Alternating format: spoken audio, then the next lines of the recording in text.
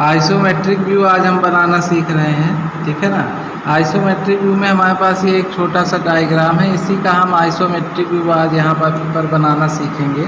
तो देखिए, सबसे पहले हमारे पास हमको क्या खींचना पड़ेगा। सबसे पहले आधार रेखा, तो हम आधार रेखा खींच लेते हैं। ये देखिए, हमने आधार रेखा यहाँ पर खींच ली है।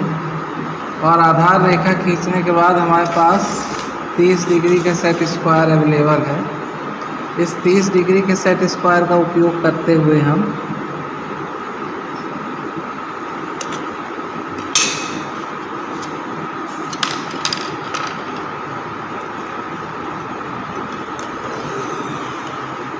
ये देखिए इस तरह से 30 डिग्री का सेट स्क्वायर उपयोग करेंगे और इसको स्लाइड करेंगे इसके ऊपर, ठीक है। बस इसकी नोक टूटी हुई है, नोक क्या है, नोक वगैरह प्रॉपर होनी चाहिए। ये देखिए, यहाँ से हम इधर की तरफ एक लाइन खींच देंगे, ठीक है। और यहाँ से इस तरह से ये 30 डिग्री की लाइन आपकी खींच रही है ना। आधार से 30 डिग्री पे लंबाई और चौड़ाई की रेखा हमको खींचनी होती है, तो इस तरह से हम खींच लेंगे। अब इसके बाद इसमें लंबाई चौड़ाई ऊंचाई देख लीजिए। इसकी लंबाई जो है ये 50 है। अगर आप इसको काउंट करेंगे तो 20 ये, रेडियस 20 कितना हो गया, 40 हो गया। 20 कितना हो गया, 40 और 10 50, तो ये टोटल 50 है।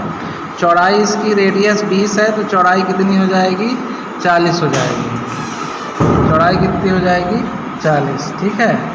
ऊंचाई कितनी है, 40 10 50, ऊंचाई है आपकी 50, ठीक है।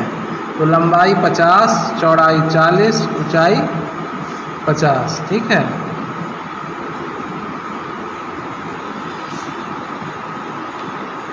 तो सबसे पहले हमको यहाँ पर चौड़ाई 40 के लिए मार्किंग कर लेनी है।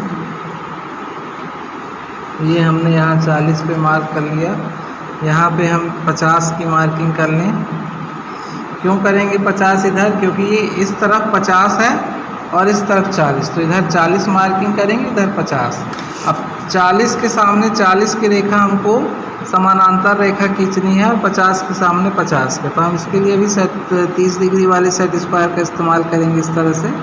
और यहाँ से एक समानांतर रेखा खींच देंगे, ठीक है ना। कितने mm की ये लाइन होनी चाहिए, 50 mm की लाइन होनी चाहिए 50 की, जैसा कि हमने कहा 50 के सामने 50। और ये देखिए 40 के सामने हमको 40 की रेखा खींच लेनी है इस तरह से, ठीक है। तो इस तरह से ये 40 बाई 50 का हमारा बेस तैयार हो जाएगा।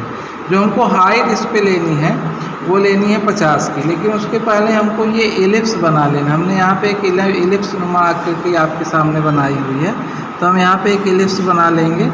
तो एलिप्स कितने में बनाना है, 40 बाई 40 में, ठीक है ना। कोई भी एलिप्स हमारा जो बनता है वो 40 पे बनता है। तो ये देखिए 10 mm हम यहाँ से मार्किंग कर पा रहे हैं, है ना। और यहाँ से भी हमने 10 mm की मार्किंग की हुई है, ठीक है। अब हम क्या करेंगे कि इसको यहाँ से ऐसे मिला देंगे। ये हमने मिला दिया, ठीक है। अब हमको एलिप्स बनाना है, तो 40 का हमको सेंटर लेना पड़ेगा। कितने mm पे लेना पड़ेगा, 20 mm पे। 50 होता तो कितने पे लेते, 25 पे लेते। अब 40 है तो हमको 20 पे इसका सेंटर लेना है, तो हम इस तरह से इस पे सेंटर ले लेंगे। ये देखिए, ये सेंटर हमको 20 पे इस तरह से ले लेंगे, ठीक है। और इसको लेने के बाद यहाँ से एक लाइन इधर की तरफ खींच दें और एक लाइन हमको यहाँ से इस तरफ खींचना है, ठीक है। इसी तरह से ये रेखा इधर से और ये रेखा इधर से खींच देंगे, ठीक है। इस तरह से रेखा खींचने के बाद हमको राउंडर की आवश्यकता होगी, तो हमको चाहिए आधा एलिप्स, तो हम आधे पे ही बनाएं, पूर्ण एलिप्स नहीं चाहिए हमको। तो हम आधे पे बनाएंगे। तो देख लीजिए, ये यहाँ पर ये सुई रखेंगे यहाँ पे इस तरह से, और ये राउंडर से इस तरफ यहाँ पे बना देंगे और एक सुई यहाँ पे रख के ये आधा एलिप्स बनेगा इस तरह से। हमको आधे एलिप्स की रिक्वायरमेंट है, पूरे की नहीं है। तो आधे को हम इस तरह से यहाँ पर बना देंगे, ठीक है। ये हमारा आधा बन गया। अब हम हाइट ले लेते हैं। कितने mm की हाइट ले लेते हैं यहाँ पे? ये देखिए इसकी जो आगे की हाइट है ये 10 mm की हाइट है। तो अभी हम यहाँ पर 10-10 mm की हाइट लेंगे सेट स्क्वायर की मदद से। ये देखिए यहाँ से इस लाइन को थोड़ा सा ज़्यादा बढ़ा लेते हैं, क्योंकि बाद में हमको बढ़ाने की आवश्यकता पड़ेगी 50 mm के लगभग, है ना। तो हम इसको अभी थोड़ा सा ज़्यादा हाइट ले लेंगे। आगे वाला है ये, तो साथ में खींच रहे हैं तो पीछे वाला भी खींच लेते हैं, जिससे बाद में उसके लिए फिर से हमको खींचने की आवश्यकता ना पड़े। ये मैं खींच ले रहा हूँ। ये हाइट इनकी पीछे वालों की 50-50 ले जानी पड़ेगी, सामने वाले की 10, ठीक है ना। सामने वाले की जो हमको हाइट लेनी है वो 10 लेनी पड़ेगी, ठीक है। तो यहाँ पे ये इसको हम ये आगे वाली हाइट ज़्यादा नहीं लेंगे, क्योंकि आगे हमको 10 की ही रिक्वायरमेंट है, तो 10 ही हमको लेना है, 10 mm, ठीक है। तो ये हम यहाँ पे ये देखिए मैंने यहाँ पे 10 mm की मार्किंग कर ली है ये, और यहाँ पे भी मैं 10 mm की मार्किंग कर रहा हूँ, सेम 10 mm, ठीक है। इस पिलर पे भी 10 mm की हाइट पे ही हमको ऊपर गोला बनाना है ना। और यहाँ पे भी हम 10 mm, चारों पिलरों पे हम 10-10 mm की मार्किंग कर लेंगे। और उसके बाद इसको ऐसे यहाँ रख के मिलाएंगे। तो ये देखिए 40 पे मिलना चाहिए सेम, क्योंकि नीचे 40x40 है, तो ऊपर भी हमको 40x40 ही चाहिए, है ना। इससे जब कम ज़्यादा होगा तो आपका एलिप्स नहीं बन पाएगा। तो इस चीज़ पे आपको विशेष ध्यान देना है कि ये जो हमारा बॉक्स बने वो 40x40 पे बने। 20-20 पे सेंटर ले लेना है, जैसे यहाँ पे मैं ले रहा हूँ आपके सामने। तो 20-20 mm का आप सेंटर ले लेंगे इस तरह से।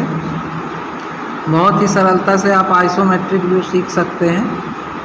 ये देखिए ये 20-20 mm हमने यहाँ पे सेंटर ले लिया है।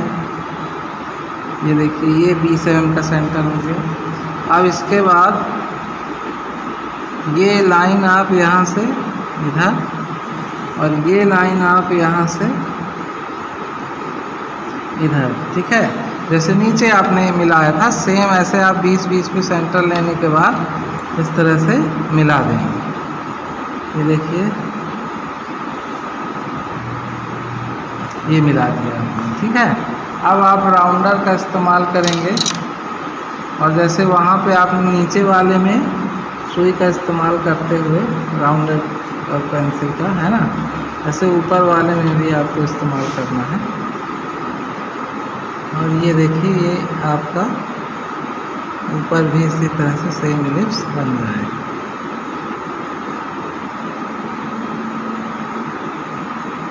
ये बन गया, ठीक है ना।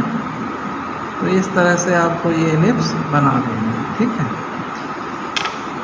ये एलिप्स बनाने के बाद ये देखिए अब ये वाली हाइट कितनी है, यहाँ से यहाँ तक 20 mm की हाइट है, आप देख पा रहे हैं, ठीक है ना।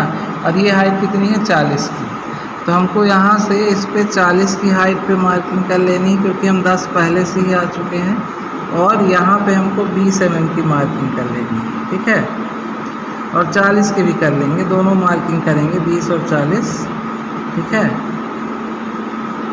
और इसी तरह यहाँ से हमको बेस से 50 की, क्योंकि ये 10 था फिर 40 गए तो टोटल 50 हुआ। इसी तरह यहाँ पे हमको 50 चाहिए बेस से, ठीक है ना। तो यहाँ पे भी हमको कितना चाहिए, 50 चाहिए। 50-50 mm दोनों तरफ से चाहिए, ठीक है। अब इसके बाद हम क्या करेंगे, देखिए यहाँ से हम ये देखिए ये वाला जो पोर्शन है ये हमारा 20 mm का पोर्शन है। कितने mm का पोर्शन, 20 mm का। इसको हमको 20 mm बढ़ाना है ये, ठीक है, यहाँ तक। और यहाँ से भी हम इसको कितना बढ़ा लेंगे, ठीक 20 mm बढ़ा लेंगे ये, ठीक है। इसको हम यहाँ से मिला दें, ये 10 mm पे मिल जाएगा पहले से। ये लाइन हमारी क्लियर है, यहाँ पर इसको मिला देता हूँ मैं, 10 mm पे मिलेगा, ठीक है। यहाँ पर ये 10 था फिर ये 20 था, मतलब टोटल कितना हो गया, 30 हो गया। तो हमको ये हाइट यहाँ से कितनी लेनी पड़ेगी, 30 लेनी पड़ेगी, ठीक है ना। तो हम यहाँ पे इसको 30 mm नीचे की तरफ डार्क कर देते हैं, और इसको यहाँ से यहाँ मिला दे 10 mm, ठीक है। और इसको यहाँ से यहाँ मिला देते हैं 20 mm पर नीचे की तरफ, ठीक है। अब इसको हम यहाँ से ऐसे मिला दें, स्लोप हमको इसी तरह से मिलाना पड़ेगा, ये देख सकते हैं, इस तरह से ये मिल जाएगा। ठीक है, ये लाइन हमको यहाँ पे डार्क करनी पड़ेगी, इतनी लाइन। ठीक, और इसके बाद इस लाइन को हमको यहाँ तक डार्क करना है, 40 mm की ये लाइन। ठीक है, ये लाइन आपको इसके सेंटर तक, यहाँ तक आप डार्क करोगे, और ये लाइन यहाँ तक इसके सेंटर तक डार्क कर लेंगे आप। ठीक है, और इसी तरह से ये बेस वाली लाइन को भी आपको ये पूरा नीचे पूरा यहाँ से इसके सेंटर तक डार्क करना है। अब ये वाली लाइन को आप हाथ से या राउंडर पे ही आप डार्क पेंसिल के माध्यम से, है ना, इसको ऐसा मिला दें, और यहाँ से ये लाइन को आपको इस पर मिला देना है इस तरह से। और इसको मिलाने के बाद यहाँ से भी आप क्या करोगे, ये लाइन यहाँ पे इस तरह से डार्क कर दोगे। ठीक है, तो ये जो चित्र है आपका बन जाएगा। इस पे आपको विमांकन कर लेना है। देखिए, इस तरह से आपको विमांकन करना, डायमेंशनिंग करनी है।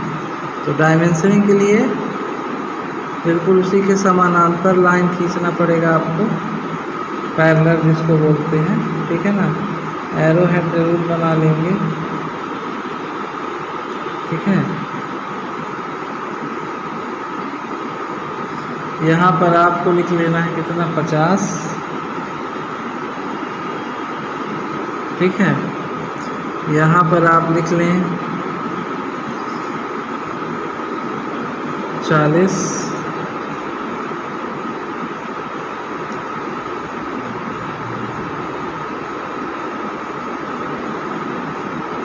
यहाँ आपको 40 लिख लेना है। ठीक, हाइट ये यहाँ की 10 है, तो आप यहाँ पे 10 डाल दें।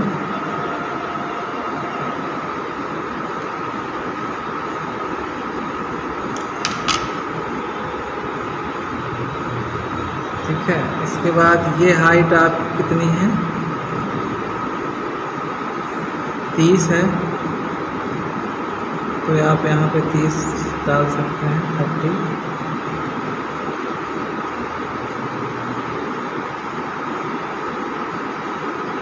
ठीक है, तो आप यहाँ पे 30 है, यहाँ पे 30 डाल दें। ठीक है, और ये हाइट आपकी 40 है, तो इसको 40 शो कर दें।